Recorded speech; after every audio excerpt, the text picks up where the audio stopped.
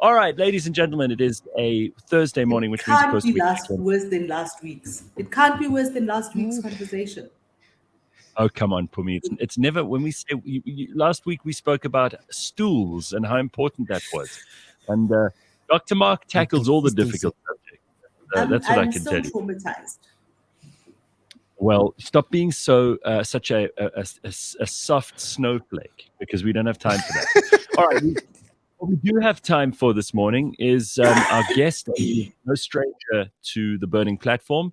We've had him on the show a couple of times before. He's always added value, so we'd like to have him back. And here he is, Ebrahim. And Ebrahim is, of course, Ebrahim Harvey, the Cosatu trade unionist formerly, and also a current political writer, an analyst, and a commentator, author of The Great Pretenders, which we reviewed with him not so long ago. That was back in 2022. It won the South African Literary Award for nonfiction. Ebrahim, I don't think we congratulated you for that since then, but well done. Thank you, Gareth.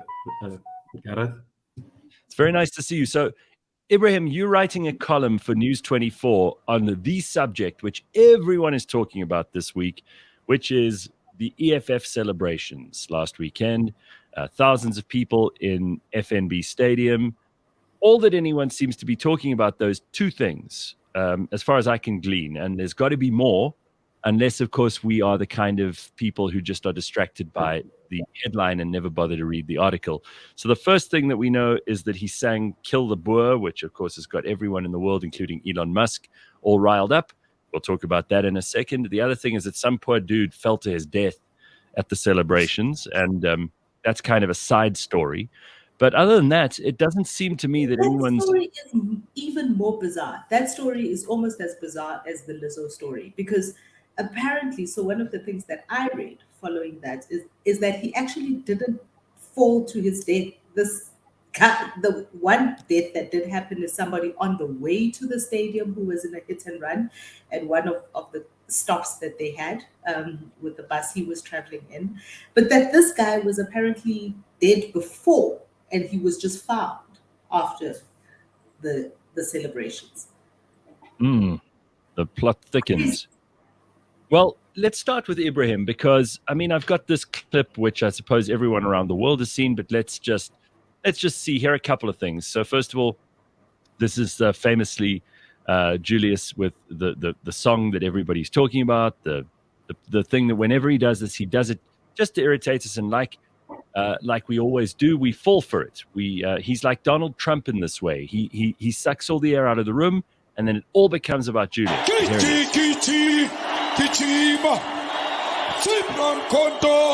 Alliance shoot to kill Yamaza, kill the poor, the farmer, kill the poor, the farmer.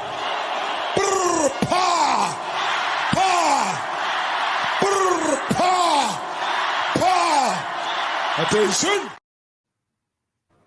Wow. Okay. So, Ebrahim, let's have your top line thoughts, and don't give away the article. We still want people to see what you've written on Saturday. But what's your overall feeling about the EFF and their rally? Okay.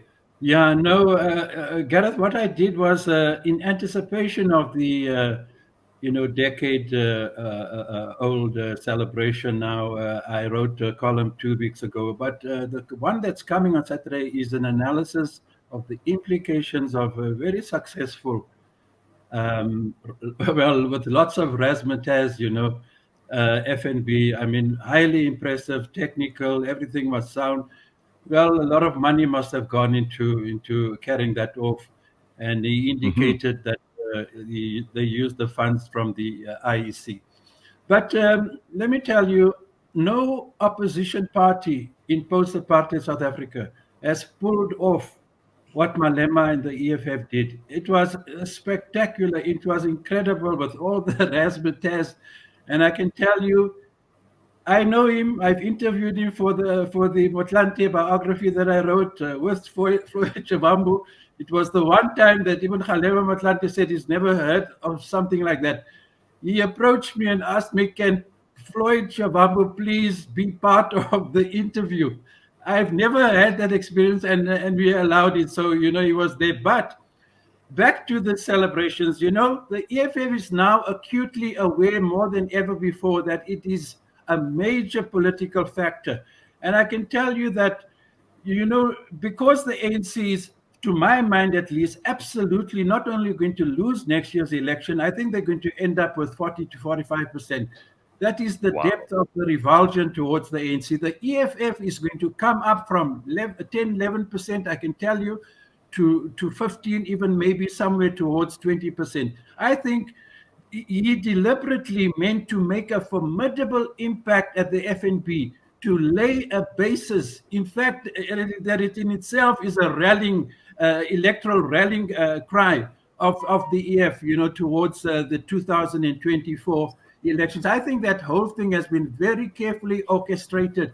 Bantu Olamisa, UDM, all the other parties present.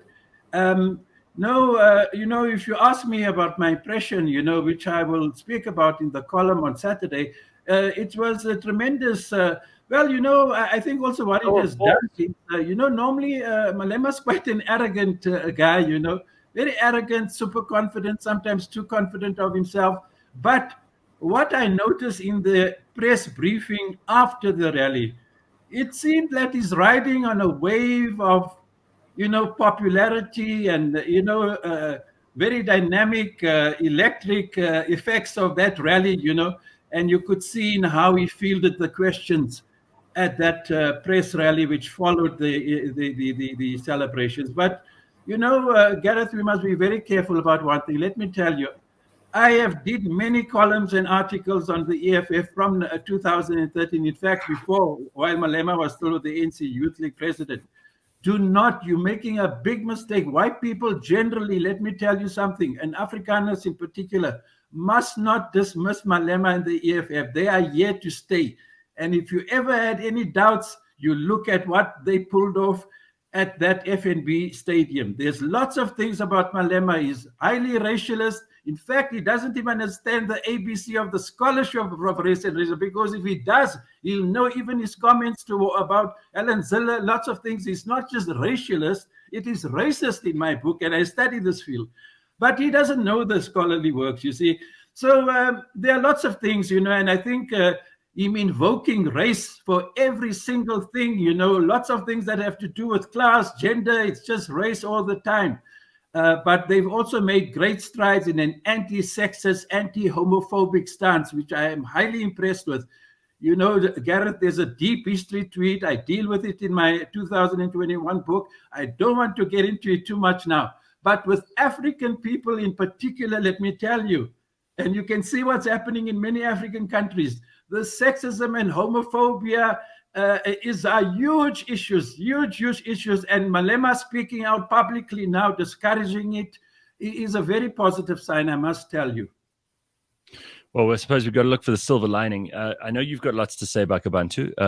Let Pumi just come in here, because you want to maybe respond to Ebrahim. But I don't think anyone disagrees.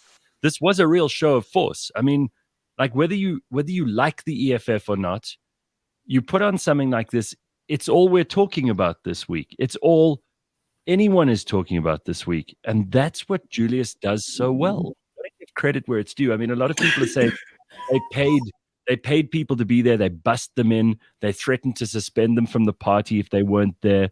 So a lot of those people probably just went along because they had to. But this is the way Julius operates. He gets everyone talking about him. And once you are the center of the news, you just gravitationally attract other stuff to you.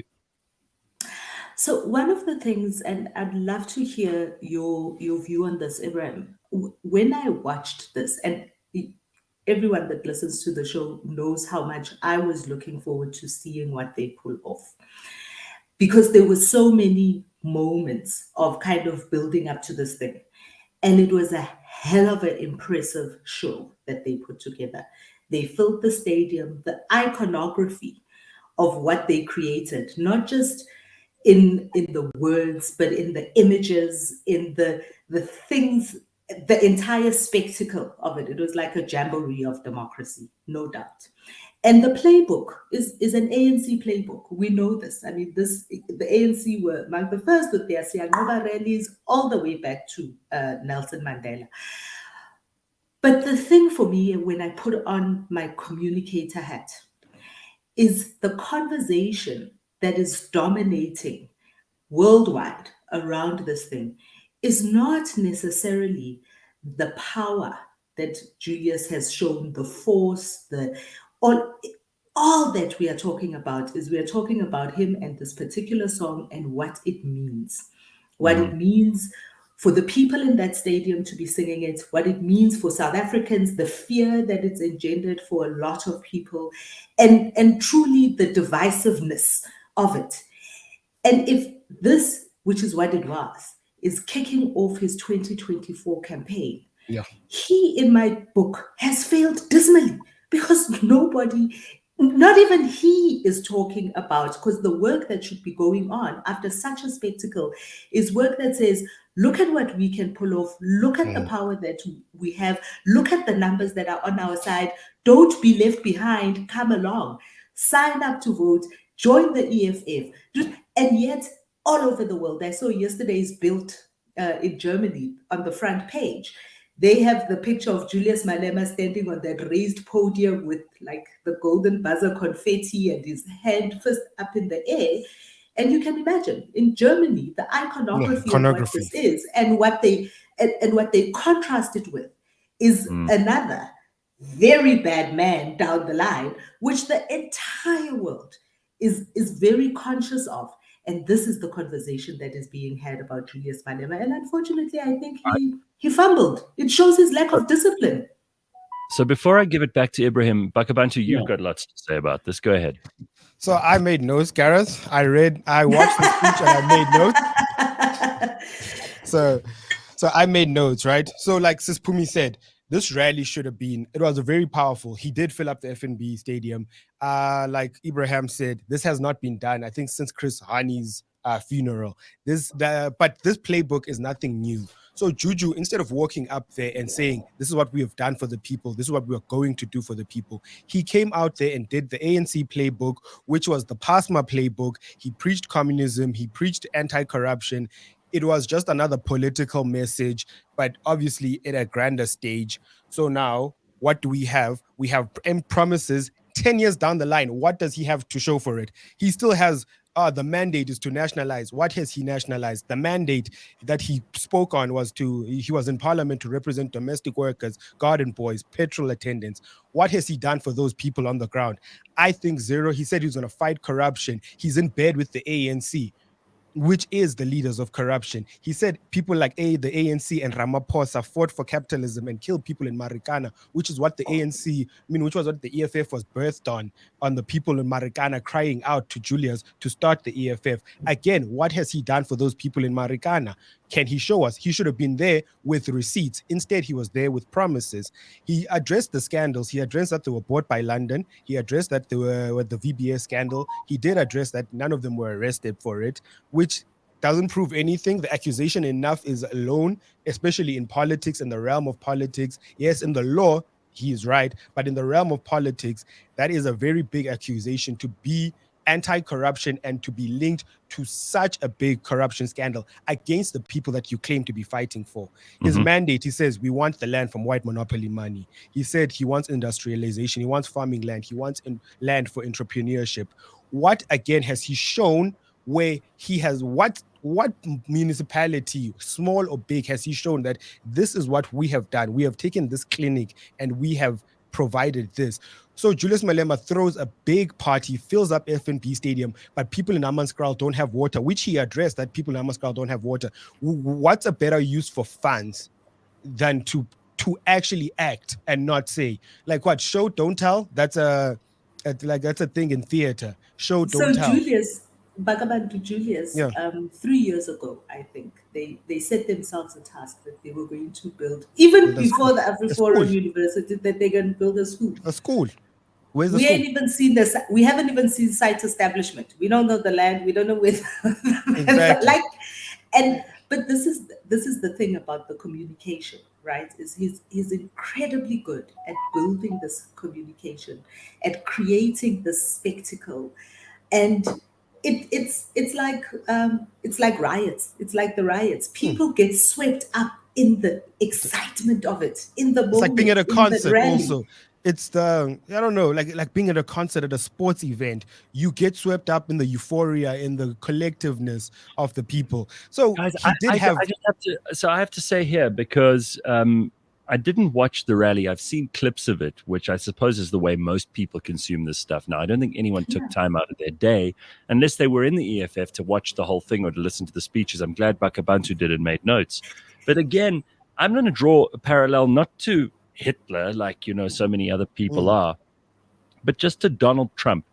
Someone said the other day to me that Donald Trump is like the id of the Republican Party. He kind of, and Ibrahim, this might appeal to you. Psychologists talk about the id as being that unrestricted kind of animal part of you that just appeals instinctively to people. And you guys are talking about communication, but I think with Julius, it's like he appeals to the lowest common denominator in people. And of course, we've got a country full of angry, unhappy, traumatized people, right?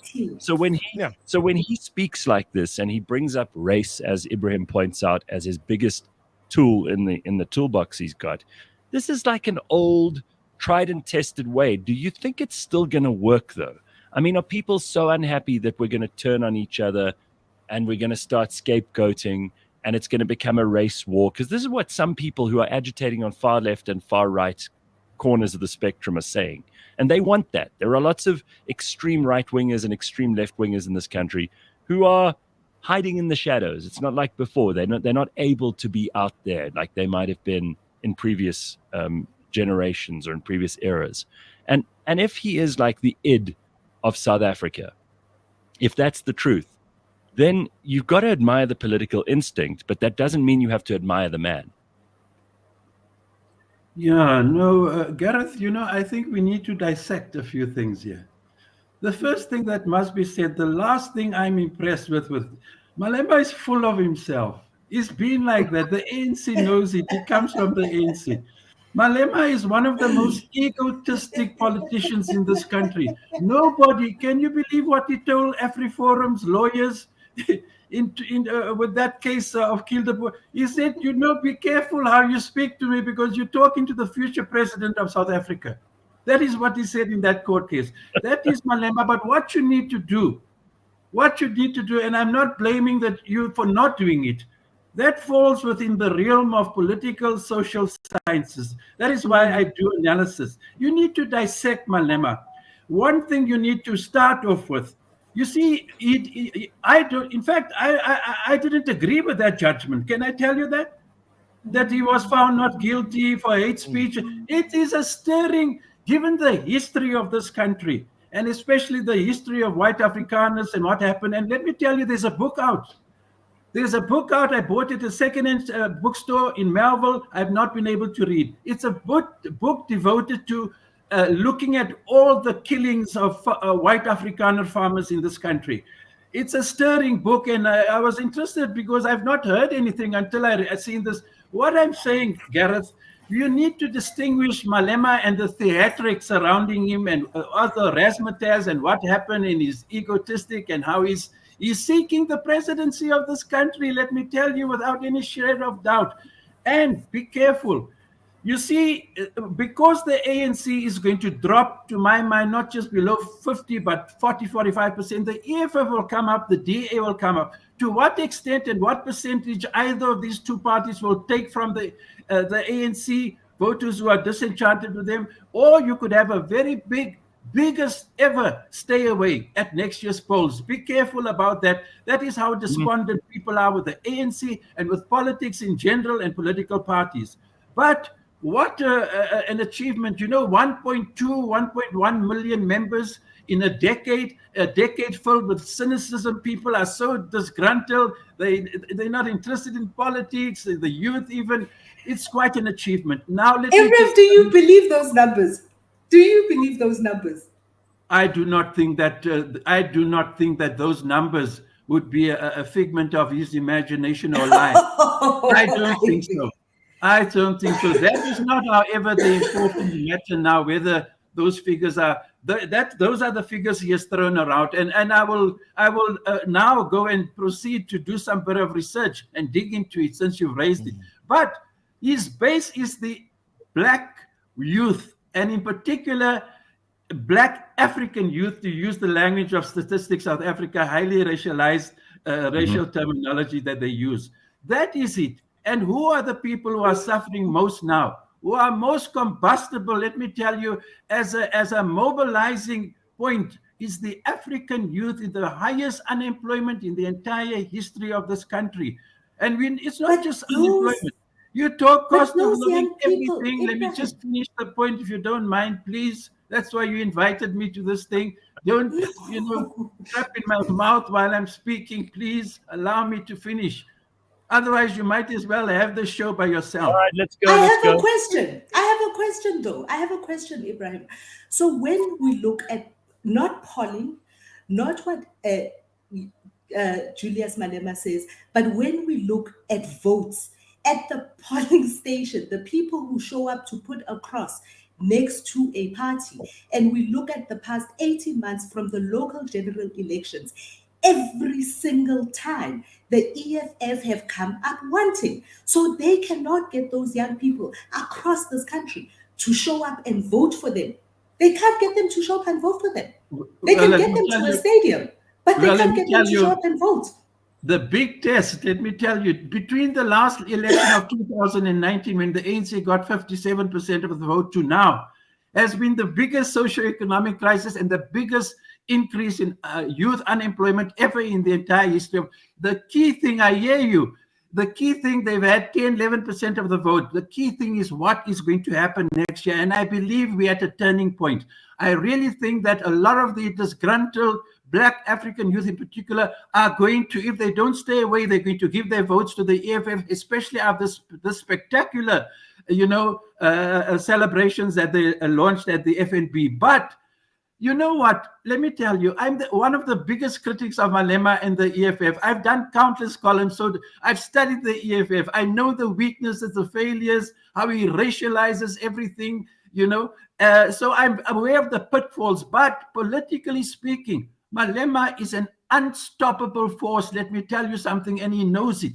He knows it. He knows his social base. That's why he can even say, with these white Afrikaners coming provocatively to his building, we've got everything we need to defend ourselves. And he's that type of character, But it's the politics. It's the politics and the social base that he organizes amongst, and the implications of that for elections going forward. I don't think the EFF would ever outrightly win. Even next year, the ANC will still be the biggest party, even if they got 40 to 45% of the vote. That the ANC knows itself. But I think what you're missing big time here, cut aside the racialism of him and the theatrics that you see in much of the razzmatazz at the FNB, Malema, the potential he has as a political leader to organize and mobilize amongst the biggest electoral constituency in this country, which is what? The black African youth. Blacks in general, Africans in particular, to use the mantra of the ANC. And that is what I think you need to. That's why I did a short interview on SABC last night, the load shedding, I did it on the phone. But I pointed this out too, because the people were also gripped with this thing of the Afrikaners going to march on the office because of the rally and kill the Boer. You know what? Those are theatrics, and I'm not reducing it. You see, so to me, so is FNB Stadium. It's also theatrics. No, it is that, but let me tell you, I think it's gone beyond you need to look at the politics beyond the theatrics and beyond the symbolism. I don't think. Let me sorry, I don't mean to interrupt you, but you brought up something which I think it deserves a little bit more of a detailed inspection. So I saw a story just this morning. Ian Cameron, who's been on our show before as another guest on the Burning Platform, has been on a bit of a tirade, and I think a justifiable one. And you brought up how farmers have been killed, and there are these horrible statistics, and there are these gruesome, bloody murders, and they really are awful. Yesterday, the body of another farmer, Dr. Carl Nell, was discovered in BC's Flay in the northwest. Since Julius was on stage, there have been a number of murders. Do you think, you already said that you disagreed with the court when they found that it wasn't hate speech. Yes. But do you think that this is actually an incitement to this kind of thing? Could you link, in your mind, do you think that there is an indirect link or a direct one between him going on stage and saying these things and people then acting on that. Donald Trump was held responsible for saying people must peacefully protest at the Capitol. And of course, that's been called an insurrection since then. He's facing charges for that. Yeah. That I think is, that's a debatable situation.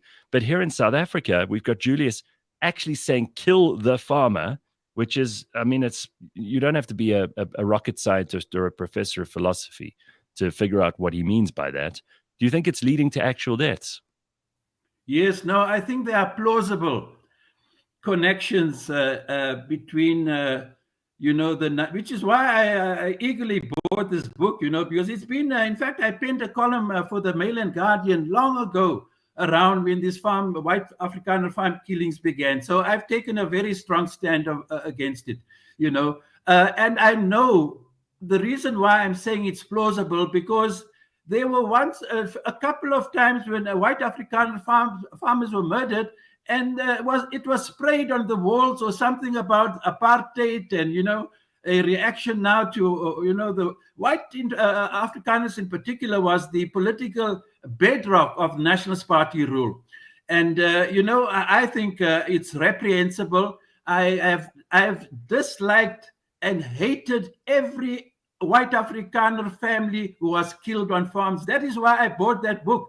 I've been very mindful of an absolute, and in fact, given the popularity of Malema, especially amongst a very disgruntled, alienated Black African youth who are bearing the brunt of unemployment, I think it's very plausible. He's very popular, this guy. You see what he pulled off and a lot of people, EFF followers, follow his word like the gospel. And there is plausible connections, I believe, between this song and urging, although when you ask him and the journalists he reduces it to a symbolism, in fact, it's not him, it's not the EFF, it was a struggle song, which is true.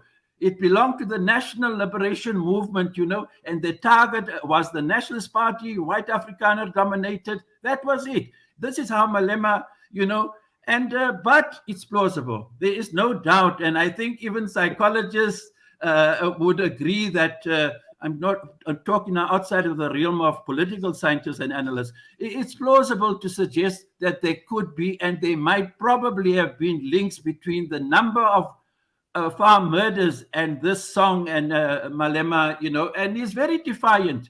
It's one thing that, I find extremely distasteful about Malema, extremely arrogant and defiant. Why go and, after what they did at the stadium? I mean, he was not apologetic one bit at the press conference that followed, and you know why, Gareth, let me tell you why. Malema knows his power rests with who are the majority of demographically, the so-called African people are 80+% of them. He knows he rests on that base. It's where his arrogance comes from, and there's a lot that's left to be desired about Malema, the politicians, and his racializes and his racist comments about this EFF leader, and just whites in general, it's very unhealthy given the very combustible history of race in this country. To have a politician that racializes everything, that targets whites in general, and then Indians also. And I see he hasn't targeted colored so much, but whites and Indians, it's not good at all. Let's just Bakh'abantu. Let's just Bakh'abantu. I mean, you're a young guy. You are. Yeah, I am the African, the young African that he's targeting. Right. You're the demographic Ibrahim's talking about. Target market. So what sort of? And again, you're not representative of everybody by any means, and you're also not out there getting a mandate from anyone, and you're not polling people. But if you had to guess how well these messages are landing, what would you say the result is? Okay, so stuff that he said, right? He supports the LGBTQI community, right? He fights for their rights. He said he's against rape, police brutality, GBV. People should be like, he listed all these things, said free education. He said if the day the EFF steps into office, student debt will be written off. And then he said, this is the same person who wants the land grab, right? He says he supports the kings in South Africa.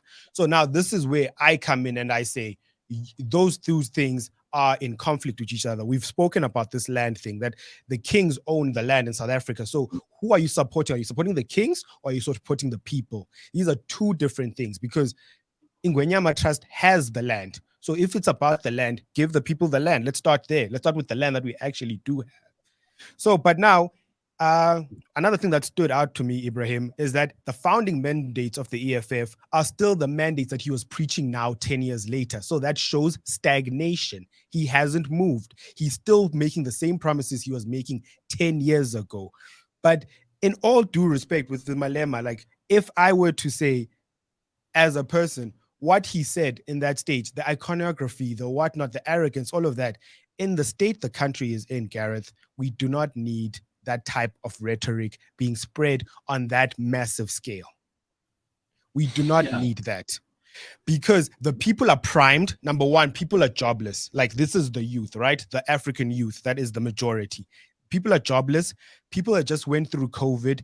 People have historical trauma with apartheid, like it or not, 20 years, 30 years, you can call it what you want.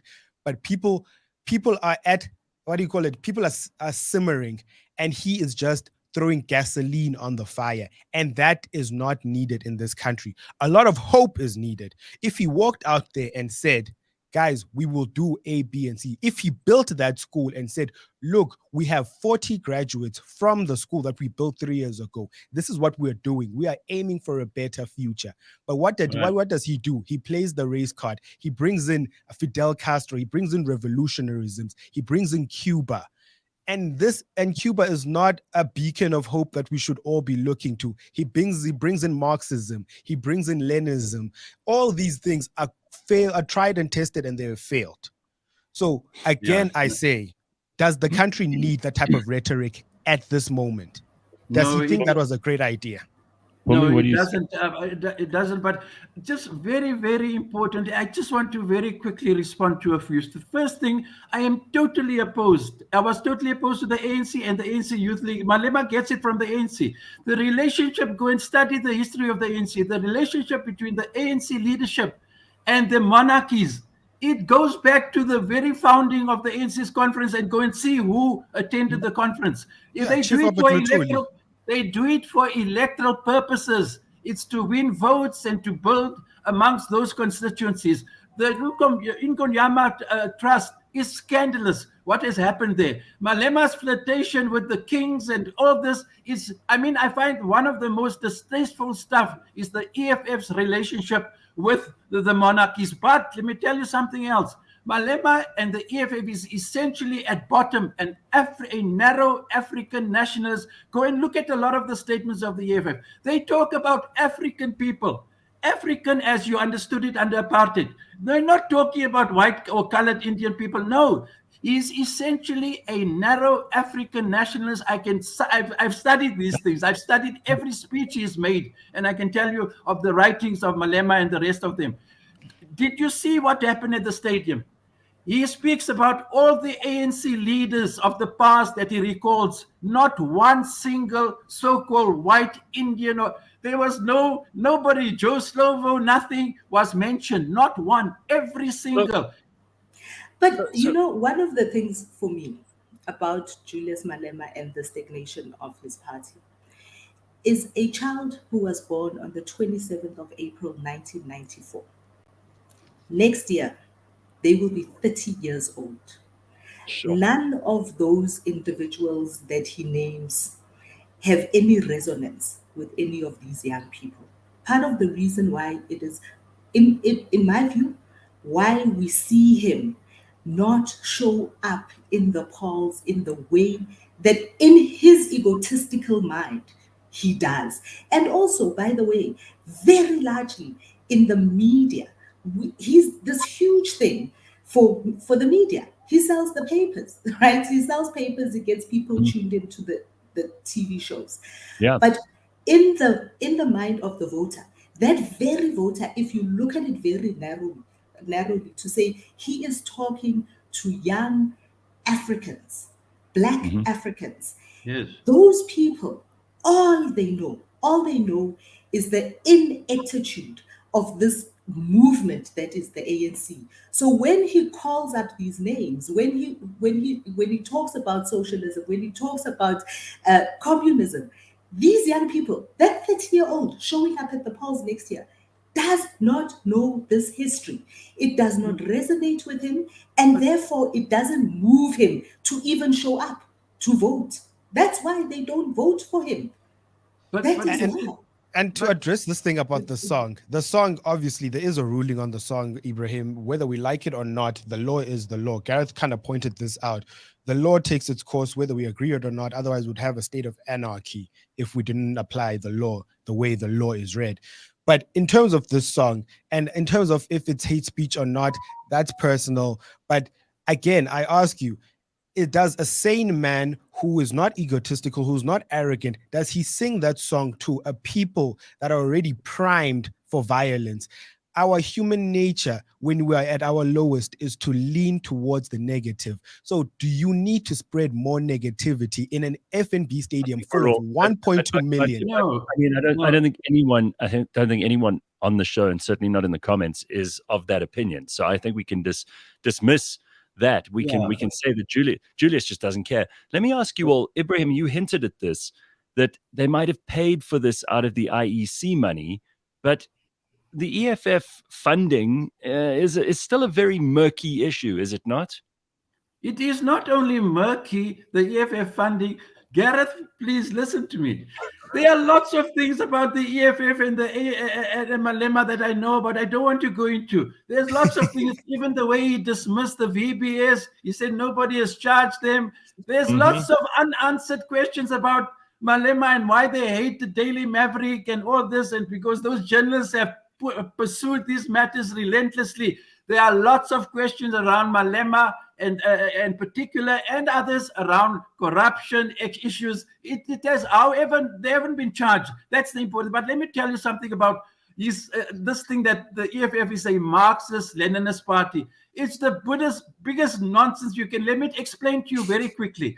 Malema doesn't even really know the literature. After the decline of the Russian Revolution, the whole notion of Marxism-Leninism and what it means has been thrashed in the literature. You wouldn't believe it. He doesn't know nothing about it all. So the whole notion of Marxism is highly questionable. It's subject to debate for decades. Malema doesn't know that, so he says the EFF is a Marxist-Leninist party. It's rubbish, let me tell you, without any shadow of doubt. But to answer your question, about I mean, it's reprehensible what he did, and I said it on the show.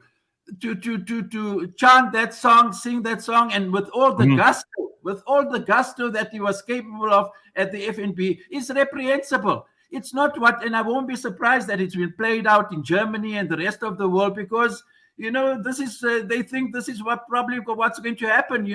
If Malema comes to power, and he hasn't done himself any service at all. Let me tell you. Where Malema has failed, besides the Marxist-Leninist characterization, is on what is called in the literature the national question.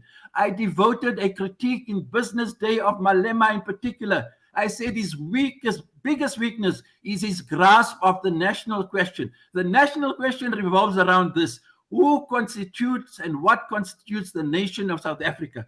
White Afrikaners, I did a piece for the Mail and Guardian, have been part of the nation of this country. You can't say whatever you wish to. Every people throughout the country, all the so-called racial groups constitute the nation of South Africa, and they've all played very important, including white Afrikaners. White Afrikaners, you find the Boer republics and then discovery of gold, diamonds, everything. White Afrikaners have played a very important part, aside from the racism of apartheid, in the history of this country. And I've written about it. I deal with it in my 2021 book of The Great Pretenders. So I'm mindful of this. And I think really Malema, people, are too glibly believing what he says. This characterization of the EFF as a Marxist-Leninist party is absolute rubbish, let me tell you. It doesn't matter. No, hold on, Pumi. It doesn't matter whether he's read the literature or not, whether he's studied Das Kapital, whether he knows anything about Karl Marx. It doesn't matter because he behaves like a communist. No, but Well, Gareth, can I you're also falling just into the say, same trap. There's Russia itself was not even a socialist society, let alone communist. Russia degenerated into a Right. Stalinist You would empire, you know. So you but would get can, I mean, you get it right. Pumi? I can I mean, just ground us? Can I ground us to this? When we started the show, I was telling you about my trip here in Clanwilliam, right? Mhm. And Yes. South Africa is a very complex place with very many different types of people making up all of these communities. So, sitting in Clanwilliam, which is a predominantly farming town, so lots of farmers, lots of farm workers, predominantly Afrikaans. Everybody speaks Afrikaans as a first language, right? Predominantly Afrikaans was and colored. Mm. Sorry, Pumi's guys.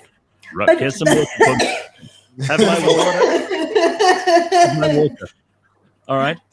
and in these places, whether it is in KZN or the Eastern Cape or the Western Cape or the Free State, what we don't see is we don't see people showing up to the polls and in great numbers saying that EFF is resonating with me. I like what they are saying, therefore I am going to put them into power. In some places, and we've spoken about this on the show, in some places, in some of these by-elections, one person votes for the EFF, and presumably that is the person who is standing as a candidate. And Yeah. this is all that I'm saying. I think the images that we are being fed, and not just us, but Julius as well, the images that his ego feeds him, right, are also what he wants to believe that he resonates with all of these many people. So busing people into FNB Stadium, if each and every single one of the people that were in that stadium on Sunday voted for the EFF, he would have 2 seats in parliament. So this is the thing, right? And again, why I'm saying that there has been a fundamental failure in translating the communication and the feat, and there is no way that we are going to say what they pulled off on Sunday is not a fantastic feat, but the fundamental failure of it. We have just spent 45 minutes having a blow by blow breakdown of the spectacle, of the song, of what it means, of what Julius is. But what we are not talking about is we are not talking about his policies. We are not talking about his election promise for 2024. And we are not saying that all of those things have culminated in us looking at Julius more seriously as a potential for president. And I'm saying that it's not just us, it is the voting public too. Particularly the Black youth he seems to think he is appealing to. Yeah, but also the Freedom Charter's nationalization clause, Malema does not understand whatsoever.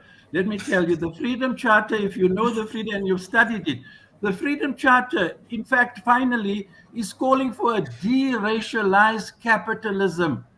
You go and see how can you call on the one hand for the wealth redistribution, nationalization, and on the other hand, and it has a clause in it that provides for Black people now being able to open up businesses, trade wherever they want to, etc., etc. You cannot, the two cannot live cheek by jowl policy-wise in the same document.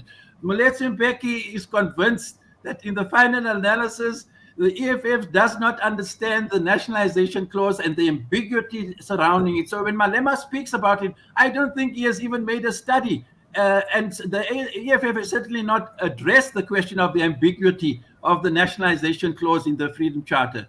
But the ANC, who are the charterists, right? Even the ANC themselves have moved away from what it is that they stood for. When you look at who the ANC NEC is, where is the non-racialism there? When you look at the policies that even the ANC, and so all that we are seeing in Julius Malema is, is we're seeing a young man who was raised by Peter Mugabe, who was weaned of an ANC that has completely lost its way. And this is why we're here. No, in fact, the weaknesses of the EFF, it's rooted in the ANC's own weaknesses. You'll see this national question that you're talking about. Have you noticed, Gareth, just quickly, I have done many pieces on this. I call it the growth of the emergence of a narrow Africanist majoritarian chauvinism. It is why the DA rules the Western Cape and why the majority colored working class has given their votes to the DA. This is Yeah. it. The ANC Yeah. itself has become highly racialized. You can hardly find any so-called colored Indian white people. Go and look at all the ANC rallies and meetings and count the number of so-called minorities. You'll hardly find they've become increasingly racialized and Africanist, narrow. So the ANC itself. So Malema is the child of the ANC in the final analysis, really. And that's So why that is a perfect place to segue to, if you haven't seen it yet, Alan Busak, speaking of the Western Cape Yes, and the yes, colored voter. yes. If you haven't seen it yet, go and look I've at seen Alan it. Busak's open letter about the UDF's celebration that's To supposed me, to be it's happening. my column in 2 weeks' time. That is my column in 2 weeks' time. So that's how much I've looked into it. No, wait, Gareth. Can I also jump in here? Go ahead. No, so speaking about the EFF's murky money, so Julius praised the EFF's DP for donating 15 million rand to the COVID Solidarity Fund. Doesn't explain where it's coming from, but okay, 15 million rand. Yeah, so then VBS happened also around about that same time. But I'm just allegedly. But his final call, Gareth, was a call to African leaders, a call to Africa as a whole. Let's resolve everything peacefully. This is before the song. And then he says he supports China, he supports BRICS, he supports Putin, he supports all these things, right? And then he calls for a resolution for peace. He says he's against what Nangangwa is doing. He did speak out against what's like, I don't know what atrocity he spoke against LGBTI somewhere in Africa, though. He did speak out against these things. So he did speak out against these things. But then after this resolution of everything must be resolved peacefully, he sings a very divisive song. I get it's marketing, guys. I really do. Yeah. But this man is he's a contradiction. Well, why isn't anyone talking about like the cigarette money and all of that stuff? And by the way, I mean, can we just also say that there's been a huge amount of opportunism from all the other parties, except, funnily enough, from the ANC. Now, you'd think this would be a moment where Cyril, our president, who's been so quiet, we barely know he's there.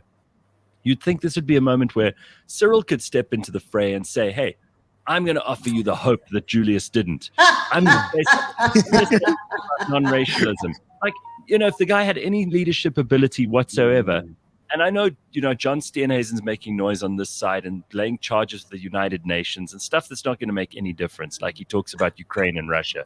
But the reality is, like, this is an opportunity when one of our politicians so obviously makes a wrong-footed move, even if it is populist, even if it has some of that id I was talking about before, there's an opportunity there for other politicians to man up, to take things in the right direction. But not one person has been able to do that successfully in Julius's wake. Is that right? Well, let me tell you, I mean, you're right. But there's something else that was said earlier on that, one needs to respond to. You see, I think Malema and the EFF is caught up in a whole lots of contradictions, honestly. Even his take on Putin. What does Malema know about? I mean, I've devoted 2 columns to a condemnation of the Russian invasion of Ukraine. Look at his stand on Putin, welcoming Putin. Nobody will stop them. They'll go and fetch Putin from the airport.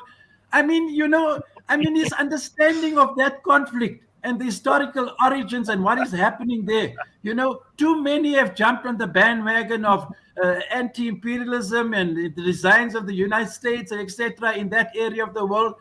Putin has got nothing in common with the values and traditions of the October Revolution of 1970. Nothing. To the contrary, everything that he has done and stood for tramples in the mud the values and the traditions of the October Revolution of 1970. Malema's take on so many issues, honestly. And I'll tell you the reason why he's increasingly making presidential remarks about Africa and other parts of the world. What do you think? You think he's not conscious of what he's aiming for? He's making Yeah, those but he's presidential also- remarks that you'll expect from a Ramaphosa, because Yes. that is what he's aspiring for, the presidency of this country. But also the So- president himself is not occupying that space. He's as No, Yeah, exactly. absolutely not. Yeah, Bumi? but and I do think that one of the things that, and there's very little time left, that we really haven't spoken enough about today is the EFF's funny money. Because on Saturday, when they did have their gala dinner, the two things that came out of this gala dinner imaging that we saw, one was the sugar daddy of the EFF, Mazotti, but also shaking hands and sitting at the same platinum table, which cost 1.2 million rands, right? With a very senior member Right. of the police force. Yeah. This conversation has not been had, because not only is it a contravention of his job to be seen, what is his last name? I want to say Khan, but anyway, to be seen at a political rally in this way, because Yeah. his job is not to be aligned to a political party or movement of any kind, not the ANC, not the EFF, not the DA. His job is to safeguard South Africans, regardless of who they vote for. And so when he is sitting at a table with a known criminal, Yeah. No. what was discussed at this table all night over Julius Malema says a white monopoly capital must be dealt with as they share glasses of Anton Rupert wine. This is what we're dealing with. But Mazotti is part of white monopoly capital. He's part of white monopoly capital. Malema's take on this thing is really ridiculous. But let me tell you, at least give him credit for one thing. He said in public that is because of the 650 million rand, I think, or something that they got from him, 650,000 that rand. they were able to participate in the elections. He said it in public, and you know what? You have to take your hat off for that honesty. Well, if you had any doubts about his this hypocrisy around white monopoly capital, there you've got it.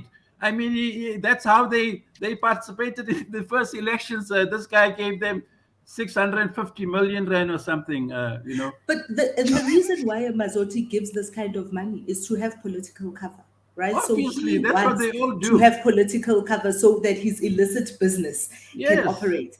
But Yes. unfortunately, and this is what happens, I think, to everybody that funds Malema, is they realize what an ill-disciplined individual he is. Because what Mazotti did not sign up for is he did not sign up to have this kind of scrutiny on who he is, on his businesses, not just in the South African sense, but in the global sense. Because the conversations that are being had all over the world, whether it is in Washington, and believe me, when I say Washington and the FBI, whether it is in France, whether it is, all of them are now saying, who the hell is this Mazotti character and how does he get his money?